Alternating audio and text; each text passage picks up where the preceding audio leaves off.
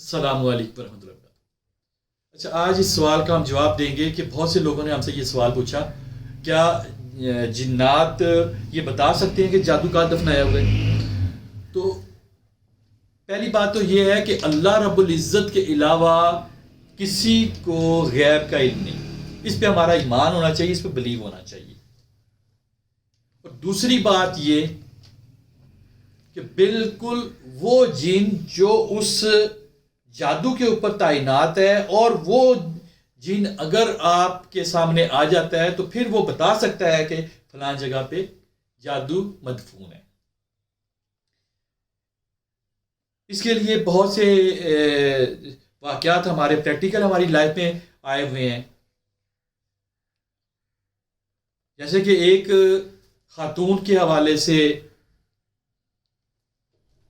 ہمارے پاس اس کا شوہر آیا اور اس نے آ کر کہا کہ ایسا ہے کہ میرا بچہ تھا وہ اچانک فوت ہو گیا، لیکن اس کے فوت ہونے سے پہلے ہوا کیا کہ اس کے اوپر ایک حاضری ہوئی، ایک کوئی اسیب آیا، کوئی جن آیا، اور اس نے آ کر کہا کہ اس کا جادو دفنایا ہوا ہے، اس نے مر جانا ہے۔ وہ بڑے حیرت زدہ ہوئے کہ یہ کیسے ہو سکتا ہے۔ خیر، اس بات کو انہوں نے اگنور کیا، اور کچھ دنوں کے بعد یا کچھ ہفتوں کے بعد کچھ جو بھی ٹائم تھا وہ فوت ہو گیا۔ بچہ جب فوت ہو گیا تو وہ لوگ بڑے پریشان ہوئے۔ اس کے بعد پھر انہوں نے معلومات اکٹھی کرنا شروع کر دی کہ یہ ہوا کیا۔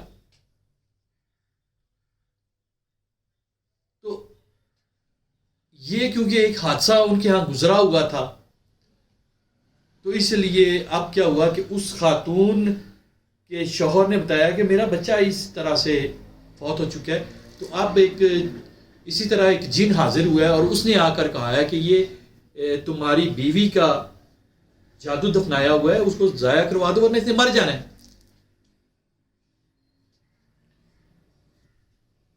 تو جب یہ بات ہوئی تو کہتے ہیں کہ ہم ارد گرد ہم نے بھاگ دوڑ شروع کی، تو لیکن آپ کا ہمیں کسی نے بتایا تو ہم آپ کے پاس آ گئے۔ تو اس حوالے سے کوئی گائیڈ لائن ہمیں دیں کہ ہمیں کیا کرنا چاہیے۔ تو میں نے ان سے کہا کہ بھئی بات یہ ہے کہ سب سے پہلے تو اب مریضہ کو ساتھ لیں، وہ لے آئے۔ اس پہ ہم نے جب رقیہ کیا، رقیہ کرنے کے بعد اس پہ وہ جن حاضر ہوا، جن نے حاضری جب دی تو اس جن نے ہمیں جہاں پر جادو دفنایا ہوا تھا اس کا ایڈریس بتایا۔ اب کیونکہ جنات یہ جھوٹے بہت زیادہ ہوتے ہیں، ان کی بات کا اعتبار نہیں کیا جا سکتا، لیکن ہم نے بھی سوچا کہ چلو کچھ ٹائم کا ضیاع ہو جائے گا، لیکن اس کو ہم چیک کر لیتے ہیں، ہم چلے جاتے ہیں۔ تو جو اس نے ڈائریکشن بتائی تھی، جو جگہ بتائی تھی، جو قبرستان بتایا تھا، پھر اس کی کچھ نشانیاں بتائی تھی کہ اسی طرح سے، تو ہم نے پروگرام بنایا کہ ہم چلے جائیں۔ ہم کچھ لوگ اکٹھے ہوئے تو وہاں پر چلے گئے۔ جا کر جب ہم نے دیکھا تو حقیقت میں وہاں پر پتلا بھی دفنایا ہوا تھا، نہ صرف وہ پتلا دفنایا ہوا تھا، اس خاتون کا نام بھی اس پہ لکھا ہوا تھا۔ تو اس طرح سے ممکن ہے کہ جادوگر جس موکل کو، جس جن کو وہاں پر تعینات کرتا ہے، وہ اگر آپ کے سامنے آ جاتا ہے تو وہ آپ کو جگہ بتا سکتا ہے۔ ادروائز ایسا کچھ بھی نہیں ہے کہ کوئی جن کسی کے پاس ہے، کسی عامل کے پاس ہے، وہ خبریں لا کر دیتا ہے۔ یہ سب فضول باتیں ہیں، اس پہ بلیو نہیں کرنا چاہیے۔ لیکن اگر وہ فزیکلی آپ کے سامنے حاضر ہوتا ہے تو وہ آپ کو بات بتاتا ہے، پھر اس کی بات کو سیریس لے لینا چاہیے، لیکن یہ یاد رکھنا چاہیے یہ جھوٹ بہت زیادہ بولتے ہیں، اس میں سچائی کا عنصر بڑا کم ہوتا ہے۔ تو مختصر بات یہ کہ ان پہ بلیو بھی نہیں کرنا چاہیے، اور ان کی بات کو بسا اوقات آپ اگر مان لیتے ہیں، آپ تسلیم کر لیتے ہیں، اور اللہ اور اس کے رسول صلی اللہ علیہ وسلم کے احکامات کی پیروی نہ کرتے ہوئے اگر ان کی بات کو آپ مان لیتے ہیں تو پھر بہت بڑا نقصان ہوتا ہے۔ جیسا کہ ایک واقعہ بڑا مشہور تلبیس ابلیس کے اندر موجود ہے کہ ایک شخص تھا، توحید کا بڑا پختہ تھا، اس کے گھر کے ساتھ ایک درخت تھا جس کی پوجا شروع ہو گئی، سجدے شروع ہو گئے. اس کی غیرت ایمانی نے اس کو اس بات پہ ابھارا کہ اس نے کلہاڑا لیا اور جا کر اس کو کاٹنا شروع کر دیا. تو جب اس کو کاٹنا شروع کر دیا تو اتنی دیر میں دیکھا کہ ایک بوڑھا سا شخص آتا ہے، دبلا پتلا سا بالکل. اس نے آ کر اسے کہا کہ میں اس درخت کو چھوڑ دو ورنہ تمہیں بہت ماروں گا نا. کیونکہ یہ غیرت ایمانی سے بھرپور تھا، توحید کا بڑا پابند تھا. اس نے انکار کر دیا. اس بوڑھے نے اس کو تھپڑ مارا تو اس نے ایسا محسوس کیا جیسے ایک پھول لگے، اور کچھ ہی دیر کے بعد اس نے جب اس کو تھپڑ مارا تو بوڑھا بڑے دور جا کر گرا. مختصر یہ کہ اس بوڑھے نے جب دیکھا کہ یہ پیچھے نہیں ہٹ رہا، اس نے کہا ایک ڈیل کرتے ہیں، ڈیل ایک کر لیتے ہیں. ڈیل یہ ہے کہ تم اس درخت کو چھوڑ دو، میں روزانہ تمہیں 2 درہم دیا کروں گا. یہ شخص چونکا اور اس نے دیکھا یار مفت کے پیسے آ رہے ہیں.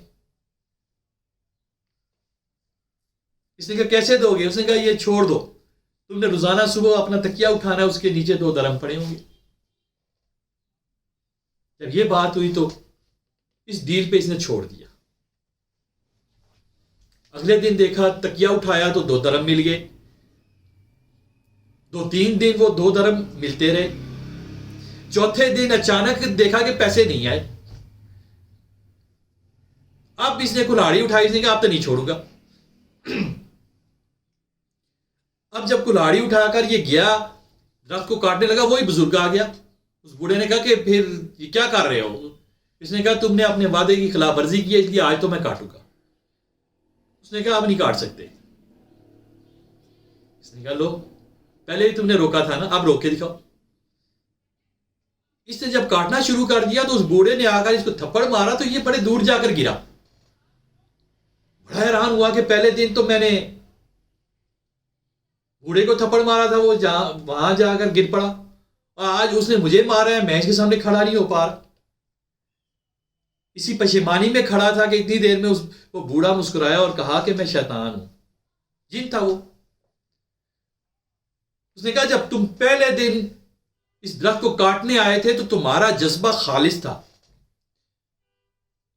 تم توحید پرست تھے، تم تو صرف ہاتھ اٹھاتے تھے، مارنے والا تو کوئی اور تھا، تمہیں نظر نہیں آتا تھا، مجھے نظر آتا تھا. تو آج تم اپنے 2 درہم کے لیے آئے ہو. اب وہ مارنے والا نہیں ہے جو مجھے مارے اور میں وہاں جا کر گر پڑوں. تم مجھ سے تگڑے نہیں ہو. تو یہاں سے پتا چلا کہ ہمیں جنات کی تقلید بھی نہیں کرنی چاہیے. ہم اپنے معاملات میں لالچ کا شکار نہ ہوں. اگر ایسا ہوا تو پھر ان کا مقابلہ ہم نہیں کر سکتے. تو یہ مختصر سی بات تھی. انشاءاللہ تعالیٰ پھر تفصیلی پھر کسی دن اس پہ مزید بات کریں. واخر